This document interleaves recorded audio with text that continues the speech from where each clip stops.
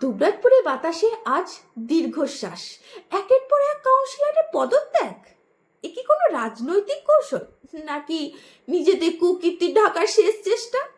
যারা সৎ পথে রাজনীতি করেছেন তারা ঠিক আছে, কিন্তু যারা শহরে উন্নয়নের টাকা যারা নিজেদের পকেটে ভরেছেন, লক্ষ লক্ষ টাকা টেন্ডারে কাজের টাকা যারা চুরি করেছেন, আজ যখন সময় এসেছে হিসাব দেওয়ার তখন তারা পালাচ্ছেন।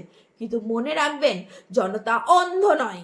যারা সাধারণ মানুষের মাথার ঘাম পায়ে ফেলা কষ্টের টাকা লুট করেছেন, সাধারণ মানুষের ট্যাক্সের টাকা চুরি করেছেন, তাদের জন্য শুধু চেয়ার ছাড়াটাই শাস্তি হতে পারে না।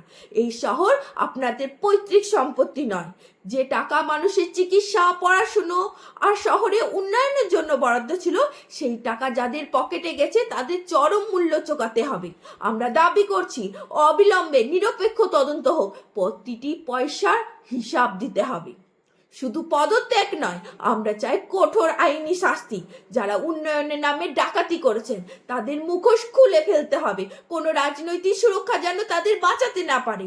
যারা আমাদের শহরের স্বপ্ন নিয়ে ছিনিমিনি খেলেছেন, তাদের জায়গা আজ ক্ষমতার অলিন্দে নয়, তাদের জায়গা হোক শহরে আইনের কাঠগড়ায়। আমাদের দাবি স্পষ্ট, দুর্নীতিবাজদের কঠোরতম শাস্তি চাই, যাতে ভবিষ্যতে আর কেউ শহরে মানুষের বিশ্বাস নিয়ে খেলার সাহস না পায়।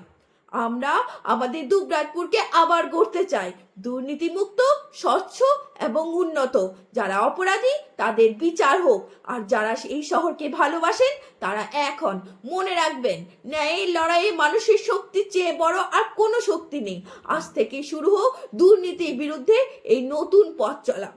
আজ সবার মুখে একটাই স্লোগান হোক, চোরদের শাস্তি চাই, দুর্নীতিমুক্ত দুবরাজপুর চাই, উন্নয়নের স্বার্থে সকলে রুখে দাঁড়ান।